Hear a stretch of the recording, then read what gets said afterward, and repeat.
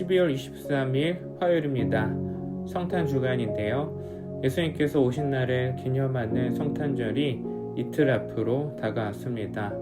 설레임과 또 기대감, 행복한 마음들이 가득한 한 주가 되시길 주님의 이름으로 축복합니다. 오늘 함께 나눌 말씀은 미가 3장 1절부터 12절 말씀입니다. 내가 또 이르노니 야곱의 우두머리들과 이스라엘 족속의 통치자들아, 들으라. 정의를 아는 것이 너의 본분이 아니냐. 너희가 선을 미워하고 악을 기뻐하여 내 백성의 가죽을 벗기고 그 뼈에서 살을 뜯어 그들의 살을 먹으며 그 가죽을 벗기며 그 뼈를 꺾어 다지기를 냄비와 속 가운데에 담을 고기처럼 하는도다. 그때 그들이 여호와께 부르짖을지라도 응답하지 아니하시고 그들의 행위가 악했던 만큼 그들 앞에 얼굴을 가리시리라. 내 백성을 유혹하는 선지자들은 이에 물 것이 있으면 평강을 외치나 그 입에 무엇을 채워주지 아니하는 자에게는 전쟁을 준비하는도다. 이런 선지자에게 대하여 여호와께서 이르시되 그러므로 너희가 밤을 만나리니 이상을 보지 못할 것이요 어둠을 만나리니 점치지 못하리라 하셨나니 이 선지자 위에는 해가 져서 낮이 캄캄할 것이라. 선견자가 부끄러워하며 술객의 수치를 당하여 다 입술을 가릴 것은 하나님의 응답하지 아니하심이거니와 오직 나는 여호와의 영으로 말미암아 능력과 정의와 용기로 충만해져서 야곱의 허물과 이스라엘의 죄를 그들에게 보이리라. 야곱 족속의 우두머리들과 이스라엘 족속의 통치자들 곧 정의를 미워하고 정직한 것을 굽게 하는 자들아 원하노니 이 말을 들을지어다. 시온을 피로 예루살렘을 제약으로 거축하는도다. 그들의 우두머리들은 뇌물을 위하여 재판하며 그들의 제사장은 싹을 위하여 교훈하며 그들의 선지자는 돈을 위하여 점을 치면서도 여호와를 의뢰하여 이르기를 여호와께서 우리 중에 계시지 아니하냐 재앙이 우리에게 임하지 아니하리라 하는도다. 이러므로 너희로 말미암아 시온은 갈아엎은 밭이 되고 예루살렘은 무더기가 되고 성전에 사는 숲풀의 높은 곳이 되리라. 아멘. 매년 12월이 되면 성탄절이 있다는 사실에 설렘이 가득합니다. 주변 상점들은 트리와 전구로 장식을 하고 거리마다 화려한 불빛이 세상을 환하게 비추죠. 빛소금 예배당 안에도 아름다운 성탄 트리와 전구들이 빛을 비추고 있습니다. 그런데 이번 주부터 묵상하고 있는 미가서는 이런 성탄의 분위기와는 다르게 심판의 메시지를 전하고 있습니다. 말씀 하나하나가 비수같이 꽂혀옵니다. 미가 선지자는 남유다 선지자인데요. 북이스라엘이 멸망한 기원전 721년 어간에 활동한 선지자입니다. 미가서 1장 1절에 따르면 유다와 요담, 아하스, 히스기야 시대에 활동했다라고 기록하고 있죠. 미가 시대는 정치적인 불안, 사회적인 부패, 종교적 타락이 심화된 시기였습니다. 아소르는 북이스라엘을 멸망시켰고 남유다 또한 아소르의 위협을 받으며 정치적인 부담을 겪고 있었습니다. 사회적으로는 부유한 자들이 가난한 자들을 착취합니다.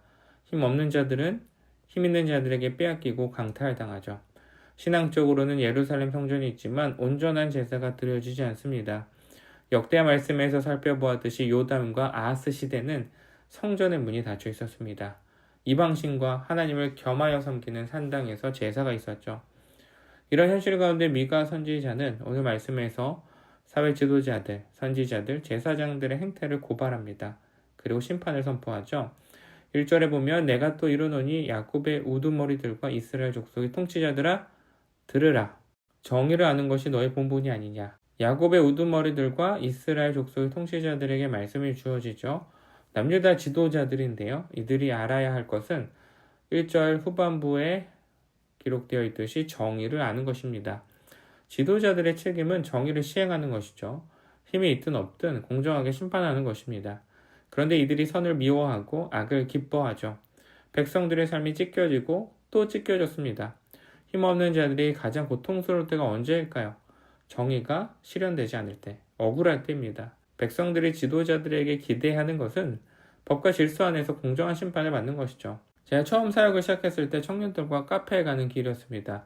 비가 매우 많이 오는 날이었는데 신호를 기다리고 출발을 하려고 기다리고 있었습니다. 그런데 출발하자마자 뒤에서 SUV 한 대가 제 차를 박았습니다.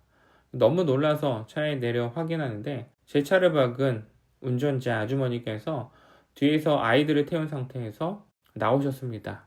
그런데 놀라운 것은 아주머니께서 저에게 이렇게 말씀하셨어요. 왜 깜빡이도 없이 차선을 넘어오는 것이에요? 저는 제 차선대로 운전했는데 갑자기 뒤에서 박으셨는데 저에게 잘못을 덮어 씌우는 것이었습니다. 그래서 제가 아이들이 있는데 거짓말하시면 안 되죠 라고 말씀드렸습니다. 보험사가 오고 경찰들이 와서 사고 처리를 했습니다. 그런데 다음날 보험사에서 연락이 와서 아주머니께서 보상을 해줄 수 없다라고 이야기를 했다는 거예요. 자신은 잘못한 게 없다는 것이었습니다. 그래서 저는 경찰에 확인해서 또 자초 지정을 물어보니까 현장에 CCTV가 없어서 자기들이 해줄 수 있는 게 없다. 상대 측이 막무가내로 나오니 이 보험사도 손을 놓고 고소를 하라고 하더라고요. 그때 제가 느꼈던 마음은 억울함이었습니다. 이 사회 지도자들, 권력과 힘을 가지고 있는 자들이 정의를 행하지 않으면 백성들은 살이 뜯겨집니다. 가죽이 벗겨지고 고통을 당하죠. 미가 시대의 선지자들도 문제가 있었어요. 오전의 말씀을 보니까 내 백성을 유혹하는 선지자들은 이에 물 것이 있으면 평강을 외치나 그 입에 무엇을 채워주지 아니하는 자에게 전쟁을 준비하노다. 뭐 이런 것이죠. 목회자들이 성도님들에게 복을 빌어줍니다. 집사님 다 잘 될 거예요. 내년에 집도 사실 것이고요. 투자한 거 대박 날 거예요. 그런데 목회자들에게 감사하다고 헌금하지 않고 아무것도 주지 않으면 반대로 목회자들이 저주라는 것이죠. 집사님이 지금 하나님께 드리지 않아서 복을 못 받고 계시는 거예요. 그렇게 인색하시면 하나님께서 복을 주시지 않습니다. 이게 선지자고 목회자일까요? 하나님의 말씀을 도구로 자신들의 배를 채우는 포악한 사꾼입니다. 제사장은 또 어떨까요? 11절에 보니까 하나님께서 주신 거룩한 사명을 자신들의 주머니를 채우는 데 사용합니다. 우두머리들이 자신이 원하는 결과를 위하여 뇌물을 주죠. 북이스라엘과 남유다 백성들은 모두 하나님의 백성입니다. 하나님과 특별한 관계를 맺은 언약 백성이죠. 그러나 그 땅에 하나님의 백성들이 행해야 할 정의가 사라집니다. 그러니 무엇도 사라질까요? 4절 후반부에 보면 그들 앞에 얼굴을 가리시리라. 하나님이 얼굴을 가리십니다. 하나님의 임재가 사라지는 것이죠. 하나님의 백성들이 하나님 나라 통치 원리를 행하지 않으면 하나님의 임재가 사라집니다. 말씀도 사라지고요. 세상은 어둠 가운데 살아갑니다. 하나님은 말씀을 통해서 빛을 비추시죠. 그런데 말씀이 빛이 되지 않고 세상의 그림자가 되면 이 땅에 어둠이 임하는 것이죠. 하나님은 일하지 않고 세상은 영적인 어둠 가운데 살아가게 됩니다. 소망하는 것은 빛소금이 이름처럼 우리의 행실과 삶이 이 세상의 정의와 빛을 비출 수 있기를 소망합니다. 추운 겨울 세상에서 지친 분들이 주변에 있습니다. 그런 분들에게 예수님께서 오신 그 성탄절이 삶의 소망과 희망이 되고 하나님의 빛을 볼 수 있기를 주님의 이름으로 소망합니다. 기도하겠습니다. 하나님 감사합니다. 예수 그리스도께서 오신 날을 기념하며 성탄절을 준비합니다. 그러나 세상은 여전히 정의와 공의가 실현되지 않고 힘없는 자들이 억울함을 당하며 눈물을 짓고 있는 세상을 살아갑니다. 하나님 예수 그리스도가 오심으로 회복하고자 했던 하나님의 나라가 그의 백성들을 통하여서 회복되기를 원합니다. 말씀이 빛이 되기 원하고 소망이 되기 원합니다. 하나님의 뜻이 우리를 통하여서 드러나고 행해짐으로써 어둠 가운데 있는 자들이 하나님 나라를 경험하고 소망하게 하여 주시옵소서. 감사드리며 예수님의 이름으로 기도드렸습니다. 아멘.